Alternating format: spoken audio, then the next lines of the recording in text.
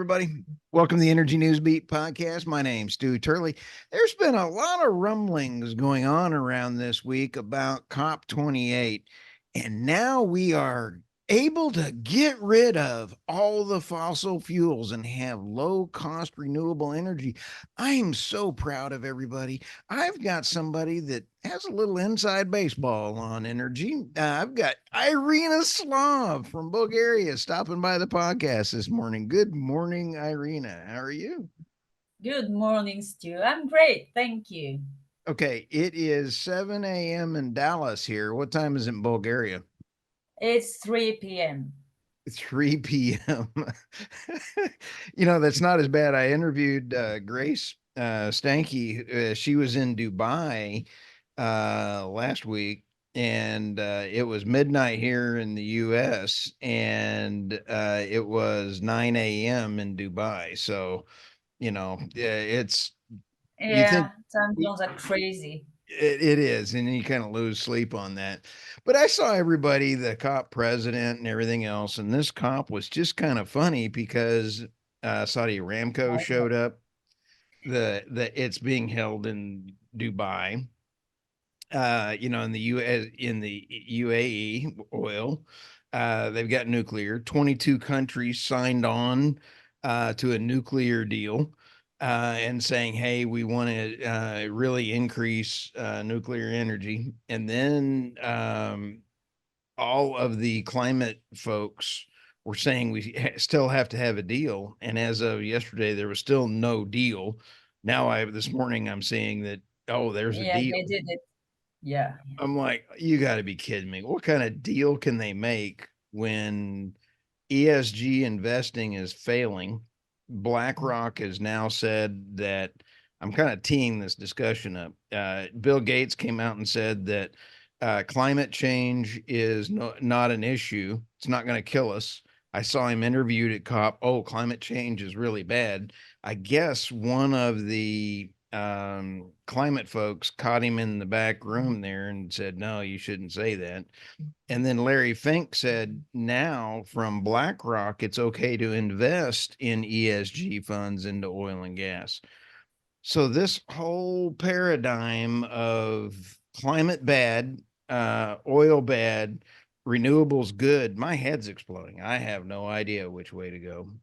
I know exactly how you feel. Actually, the nuclear deal is probably the one good thing that came out of this COP. If, of course, the countries that signed up for it, stay true to their word, Right. which you never know. But it's good to see nuclear getting the acknowledgement that it deserves. I Even mean, the IEA has been saying that we will need nuclear during the transition, but it hasn't been amplified too much. the Because, poor old IEA. Oh my gosh. If you always heard that one thing that says it takes a village to raise a kid or something like that. I think it takes a village to raise an idiot and call it an yeah, IEA. Um, it's just absolutely unbelievable the hypocrisy that they do. It seems like whoever's paying the bill that week is what their report will show. My well, it seems there's only one pair of the bill these days, and like a collective pair of the bill. But you said hypocrisy. The whole COP28 is like blatant hypocrisy. There's 70,000 people attended these meetings too. 70,000 people flew from overseas. right, Oh, nearly, because I guess a few thousand came from neighboring countries. right. And then they complained about the lavishness of the whole thing. They complained about the size of the venue and the absence of corridors where deals could be made. I am not joking. I read this in Bloomberg the other day. Attendants are complaining that it's too big. The place where they're meeting is too big, and they can't go into a corner and clinch a deal, which has been done. at other meetings. But they ended with a final deal that does not include the words phase out of fossil Right. fuels. But what really impressed me was that essentially the agreement is to start phasing down demand for oil and gas. Huh. Yeah, this got my attention well and good. So they're not Phasing going down. after producers because they couldn't, you know, they Right. made a stand and they won. So they're going after consumers. That's not good news for any of us. Wow. Now, is an example of that the forcing of the auto manufacturers to go to EVs, even though the consumers don't want them or can't afford them? So if they force so what we're hearing is that they're probably going to knuckle down, double down, and triple down on EVs. Yeah, but they can't because GM and Ford are already revising their manufacturing plans for EVs for next year. They're both cutting production. Did you hear the news about Tesla? Tesla is recalling 2 million cars They're because of its also. recalling. They're recalling 2 million cars because of these investigations of accidents with Teslas when the drivers blame the autopilot. So they're Right. recalling these 2 million cars to fix their autopilot feature so drivers can't misuse it. Um, I know how it sounds. I read this wow. and it But you was know in what? Reuters. So That I think there's more to that story that we're not being told, Irina. And like what? I think the security issue is there. Software security. Remote control of those cars is possible. Remote driving of those cars is possible. And we saw They that should with have the thought about that. They should have thought about that.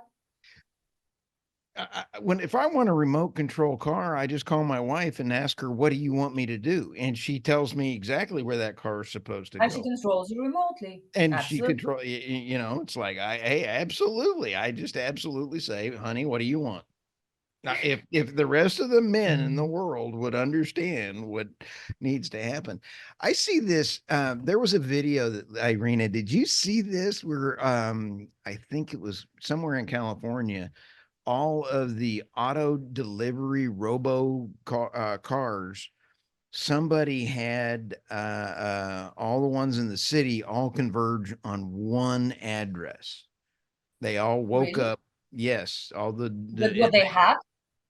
they just all went to one place and caused a traffic jam. Somebody hacked into the zero driver cars and they all went to one location. I kid you not. I've got the video. It is a hoot. Well, that's So, proof that they are hackable and successfully hackable. y- Well done, that hacker, to, oh, highlight the problem.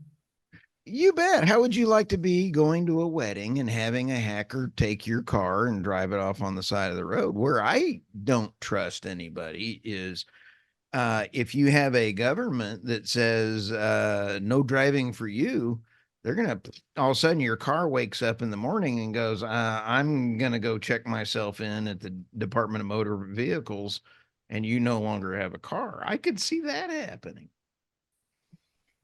It's a bleak scenario. I hope it doesn't materialize. I really do. I don't, and so when we sit back and we think, okay, yay, cop, yay, we have a thing. I think do you think the markets will win? I mean, because there's a big awakening of everybody saying, "Hey, wait a minute, um, I gotta eat. I gotta have electricity. I gotta have natural Exactly. gas." Exactly. The I market think, will always win one way or another. It's only a question of how much pain people will have to endure before market market forces snap back into place after governments give up on trying to manipulate every single aspect of, in this case, the energy commodity markets and the right. car markets. You can't force people to buy EVs. It's not happening in the US now. I mean, there's all the You EVs are can piled up try. in the used car lot. So in Bulgaria, how many EVs are driving around? I actually saw a Tesla in our village. No And way. yes, and I saw it several times, including once when I was returning from town. And the car was, ahead of me. So apparently, its owner lives in the village. We're such a rich village that we have Tesla owners in it. But Wow. yeah, there's the occasional Tesla. There's some of those ridiculous Volkswagens, the little ones. They look like boxes on Yep. wheels. There's quite a few of these, but they're not massively popular yet, and they probably won't be massively popular anytime soon, given that we are the one of the biggest second-hand car markets in Europe, because Western Europe sells its cars to Okay. dealers who sell them to us, which is great. I like older cars. Right. I've said it before, they don't have so much electronic stuff in them. So to me, they're Right. safer and more reliable. Yep.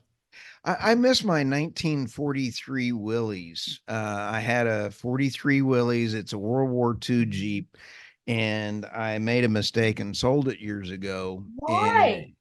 it's It's a I'm an treasure. idiot. I should have kept it because it was the first year they ever made four-wheel drive vehicles. It was just as tough as you can imagine.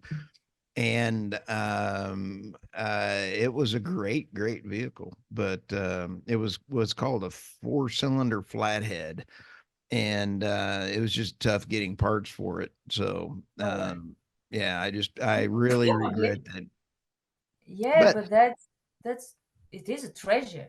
oh, especially because You it was could got rich by selling it now. oh well, e- the reason I would want it is because if the sun flares ever happen and an EMP would knock out the power grid, that thing would have survived. You would have a problem, yeah. Yeah. So I don't think a Tesla is going to survive a sunburst. I don't think so either. Nah, it's too Or any hard. other EV. No. So with this cop, everybody's coming back out of cop. I'm going to interview some more folks that were there, and it's I really cannot imagine being around 70,000 of my closest friends. I don't like people. I just Neither do I. I just don't like people. So now I heard great things about Dubai. They have their new power plant that's out. It's a nuclear power plant. 25% of the UAE has now got Oh, nuclear. well done. Yay! And it was Yes, smart. on time, on budget, and I couldn't be more happy for them because that is actually way cool. Yeah. Um, are you seeing a resurgence in the Europe about nuclear? It seems like people Well, are they're starting. talking about it, and in Bulgaria, they're talking about finishing the second nuclear power plant. But I'm not holding my breath because it's very political, because it was Rosatom that started building it, but then an anti-Russian government came in and ordered suspension of the works. We can't have the Russians build our second nuclear power plant. Let's get an American company. But I think the American company wanted too much money or couldn't be bothered to build it. I don't remember what happened, and now it has started the construction, and it's been frozen for years. Wow, This is how that's good we are at planning. that's sad.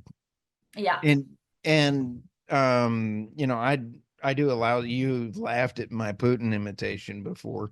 And I do a lousy Putin imitation, but if the US Senate or the US House just passed a bill to block your Russian uranium.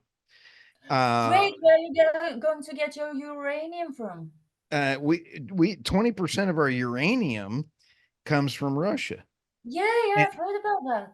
It's the and biggest processor. I mean, you can get uranium from Canada, I think, but you have to process it. right.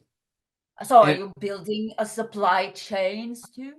and those are being held up by permits, and then President Biden shut down the new uranium mine opportunity, and won't allow us. We have some of the biggest uranium deposits in the world, and he won't Oh, allow you have us to your own mine it. uranium. Yeah. Oh, Wow. that makes perfect sense. It's very rational and logical. Yeah. um Great, great, I good job. graduated from Oklahoma State University, and I think I'm smarter than those guys. Well, you are. Yeah, that's a My stretch, daughter is smarter than them, and she's 12. but you sit back and kind of go, well, there's a bunch of farmers up there, and farmers are actually pretty smart. So Yes, they are. they They have, have to be. Well, yeah, if you think about it, they have to be smart. If you're a so the stupid farmer, you won't make it.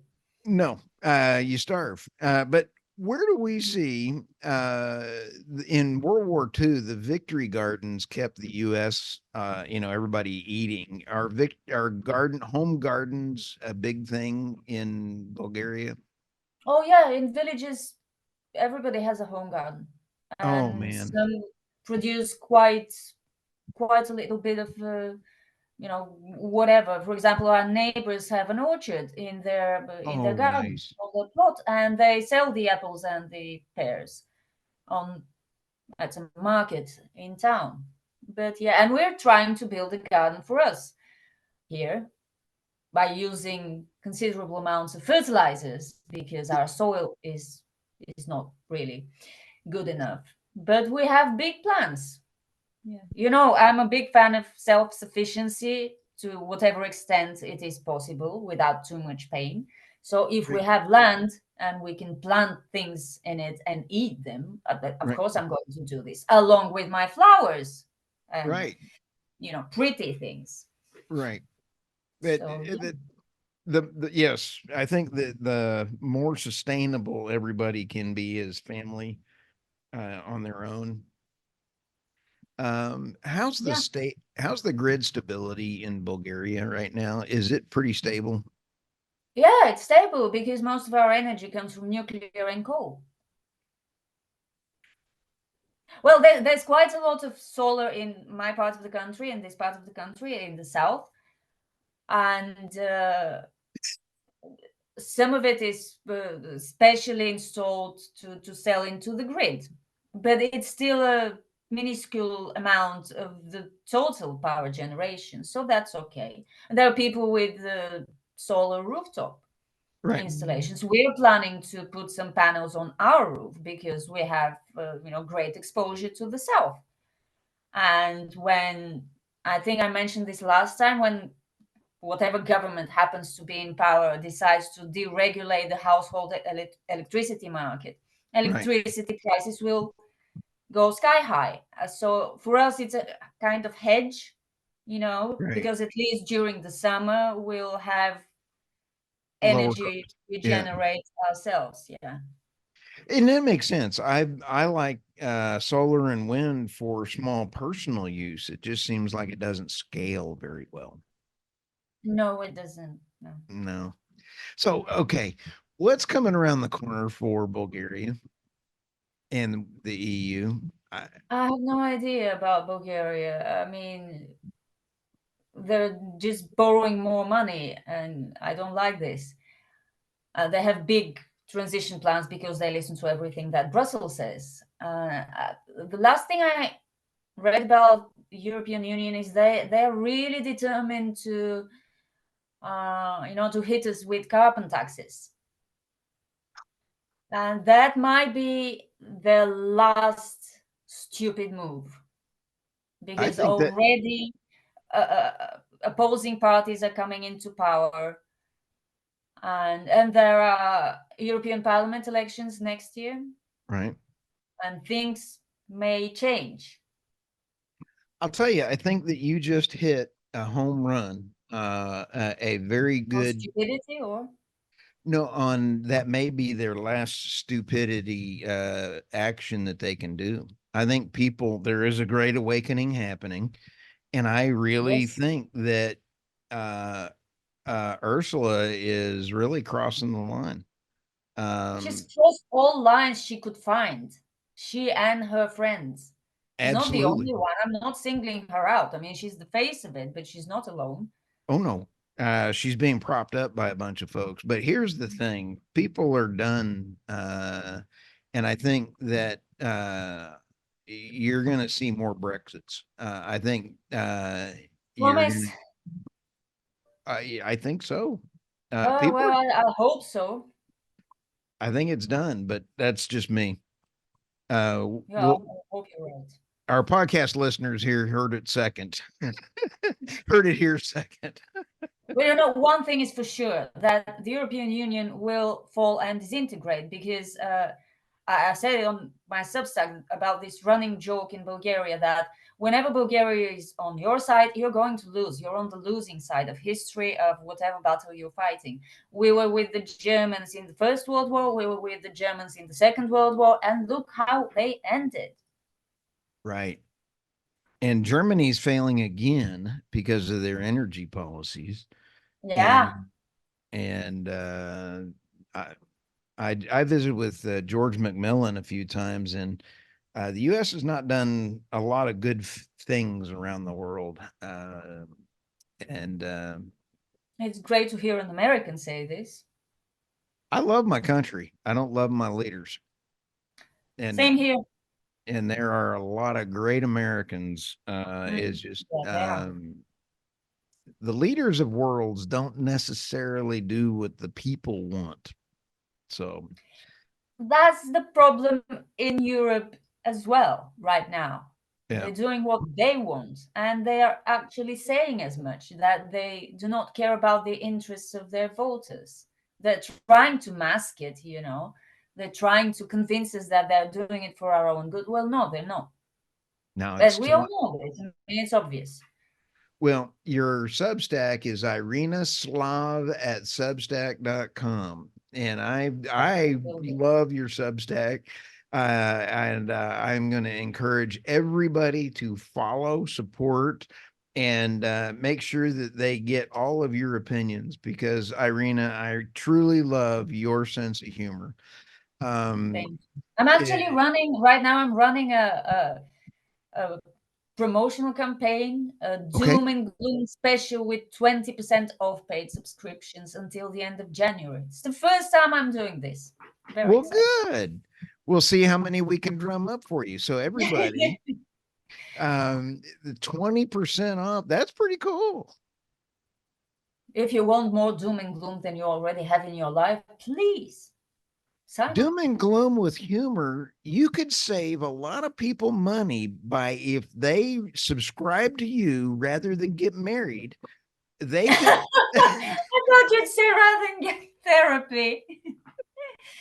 you know, I just have to walk down the hall and I can get all the doom and gloom I want. See, and then I Oh, you're should have so said unfair. You have a great wife. she is a saint. But She's wonderful. she is. I wouldn't want to put up with me. Well, thank you, Irina, for stopping by the podcast. I do Thanks for having appreciate me. you, and we will see you next month. All See right. you next month and have great holidays.